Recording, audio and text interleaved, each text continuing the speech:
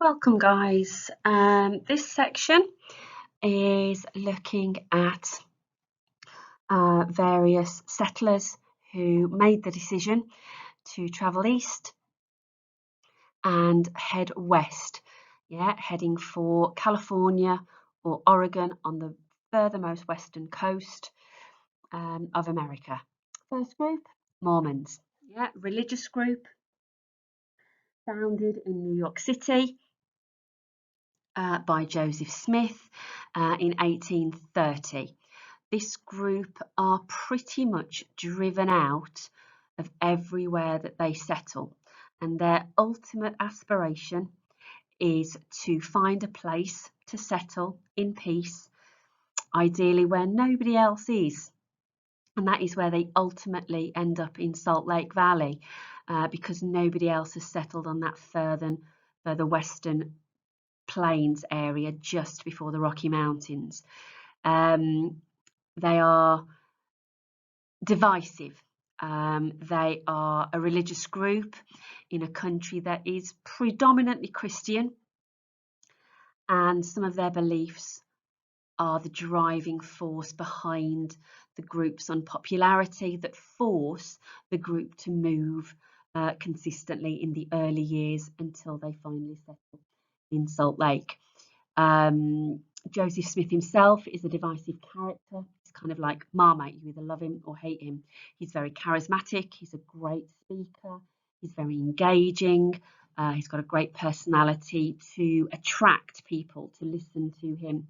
And he founds this religion based upon that an angel from God, the angel Moroni, had given him a book, golden plate, that inscribed the aim of the Mormons, which was to build God's kingdom on earth.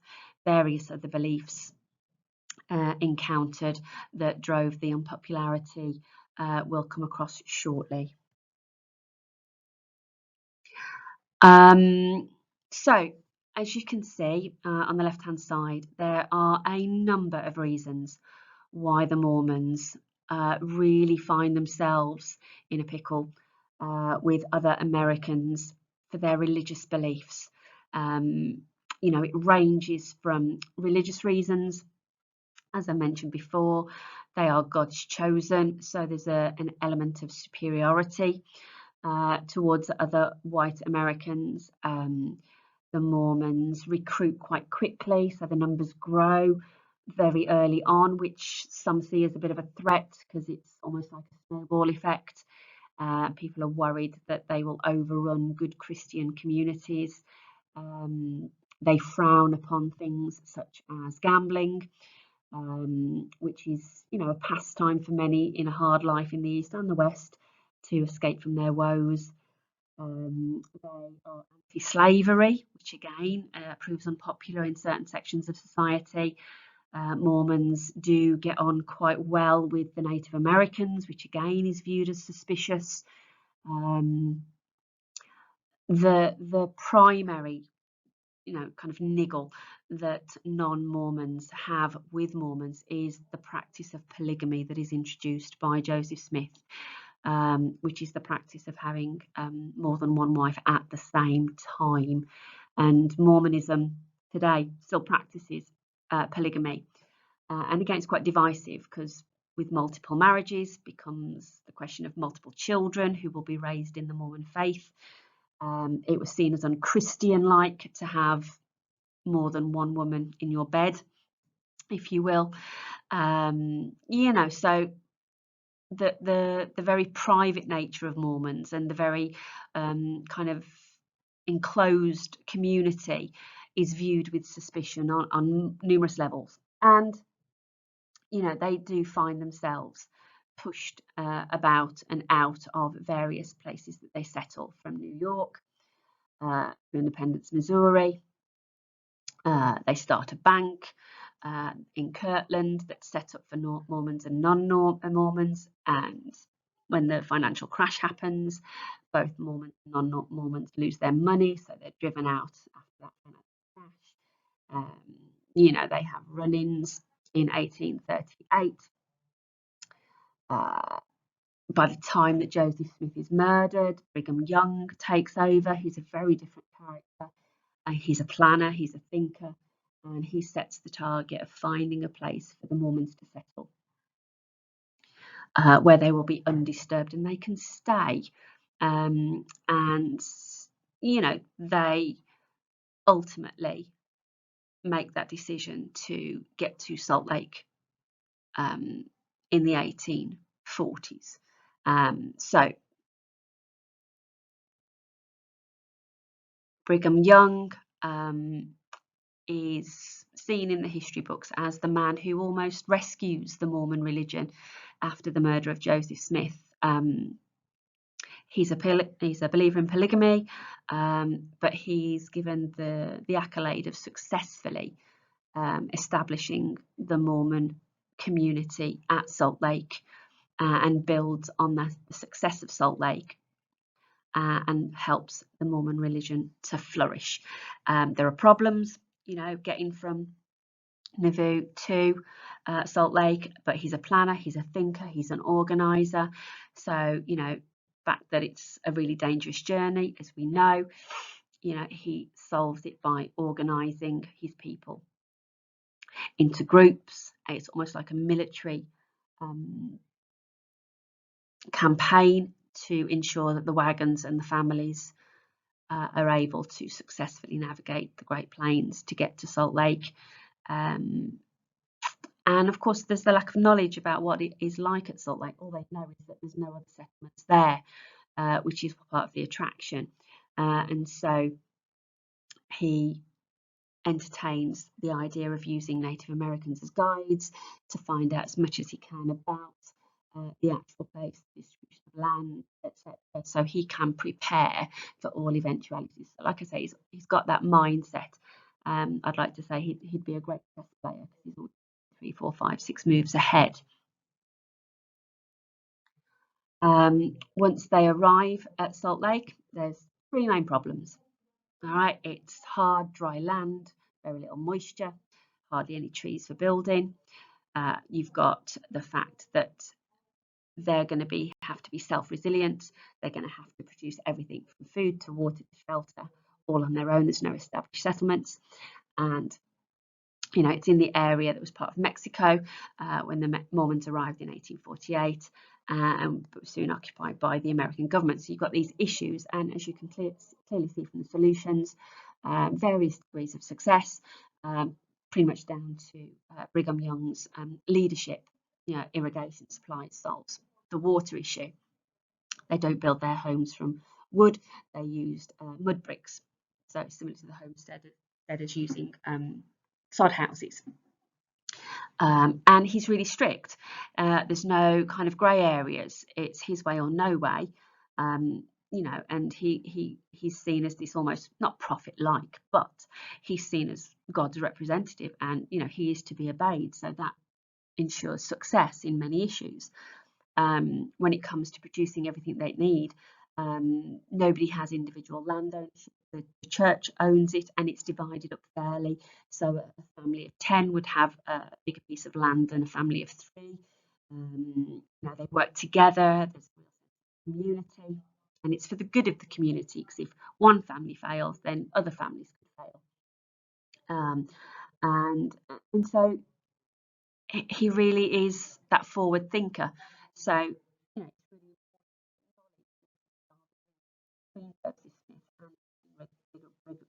really young in that sense.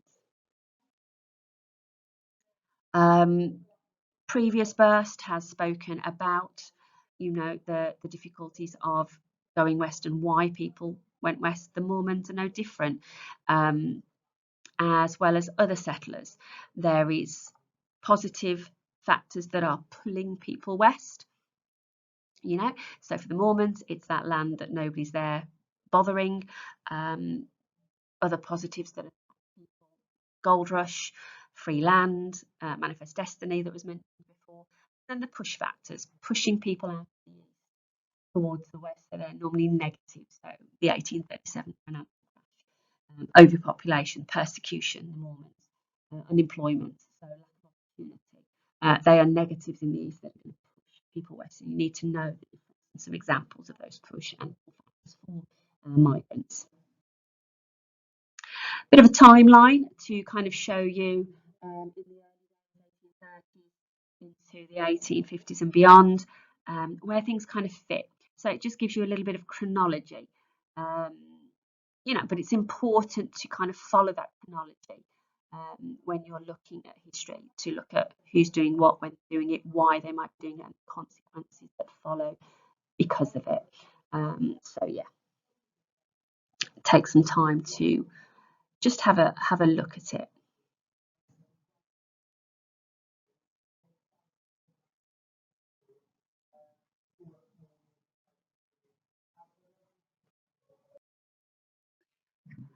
So again, we've talked a bit about what the Great Plains were like in a previous verse. The dangers, the hostility, weather, vulnerability from attack of Indians, stampedes of buffalo, and this just visualises that journey from midpoint in America. The eastern states are pretty much filling up, where the overcrowding, poverty, persecution, and manifest destinies starting to push people out of the east.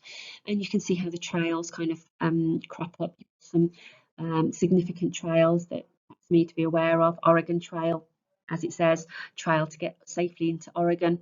And then you have the California Trail, as it says, to safely get into California. You can see where many overlap and then branch off.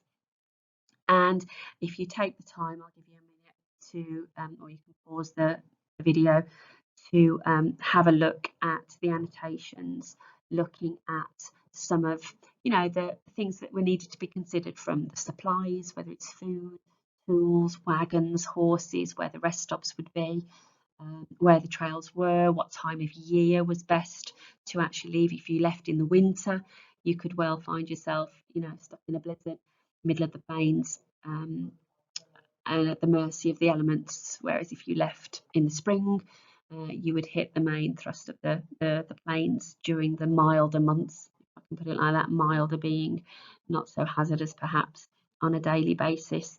Obviously issues of wagons, how they're going to transport the rivers, the mountains. These were all things that people had to think about before they actually took that once in a lifetime step of leaving the east to travel west.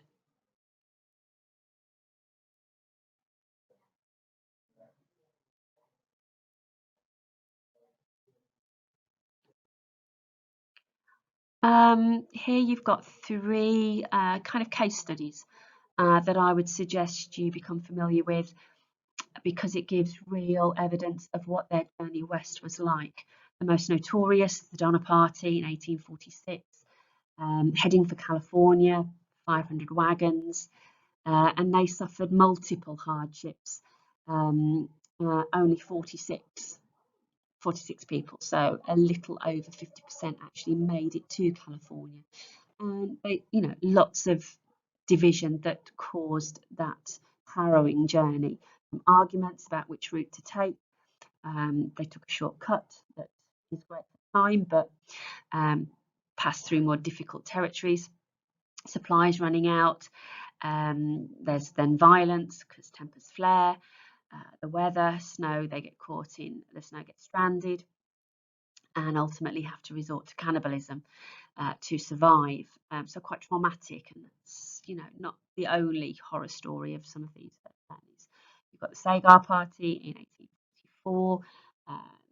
6 children, these parents, and one of the daughters writes down in her diary some of the elements that are difficult from rain and mud, the wagons getting stuck, the horses going lame, women giving birth on the trail, and then having to literally keep traveling, break your leg, have a fever, get sick, all of these day-to-day things that we happen, but happening on a once in a lifetime journey when you're on your own. So you have to be really resilient. And then the Gold Party, 1862. Jane and her husband and their 2 sons. Again, women, we're grateful for their diaries. Again, about the extremity of weather, running out of supplies, cattle stampedes, attacks by Plains Indians, and crossing those mountains in particular before you actually get to the west coast, having to get over the Rocky Mountains and the Sierra Nevada Mountains. So again, some real evidence of case studies that you can become familiar with to enliven your understanding of the perils of travelling west. Other group that goes, so we've had the Mormons travelling west at this time. We've got general migrants, families in particular, pioneering families, the early ones to travel going west, and then the miners when gold is found in 1848 in California. Is the precedent to the 1849 gold rush, the 49ers as they become, where you have by April 1849, 200,000 people have left the East in the hope of discovering gold. Very few would actually strike it significantly rich. The life was hard. Not everyone is successful. There is lots of violence in these mining towns. They're almost slum-like. There's no established settlement. You basically pitch a tent. It's heavily populated with men, so testosterone, tempers flare. As I say, there's crime. There's no law and order established, so there's no regulation of the settlements. And you get women joining some of the settlements and a living, and again you get the gambling, the drinking, the prostitution. So life is very tough, very difficult. So these temporary camps soon descend into violence and crime. Some survived to become outposts and settlements that eventually become more respectable. However, many people have kind of put their all into this journey, and very few actually give up and return home because they've got little to nothing to return home to. And so they stay and settle into quite a hard life.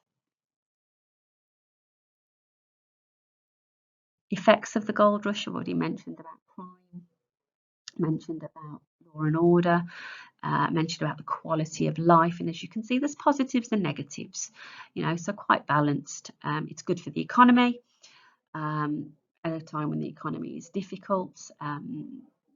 California becomes quite a rich state, but negatives, it disrupts the landscape. There's lots of tension, racial tension, because you do have Mexican and Chinese migrants come into mine. Impact on the Plains Indians, some of their land is affected that is sacred to them, so tempers flare. The white settlers bring diseases which the Indians have never encountered before, so things like measles, mumps, smallpox can wipe out settlements of Indians. And on the whole, the government is pleased with the mining, but quality of life from a social point of view, it's not a great time as a society. But economically, politically, it's brilliant because it's helping to fulfill that manifest destiny by pulling people west, having been pushed out of the east. So, as I say, this is the reason why we've got our migrants moving west.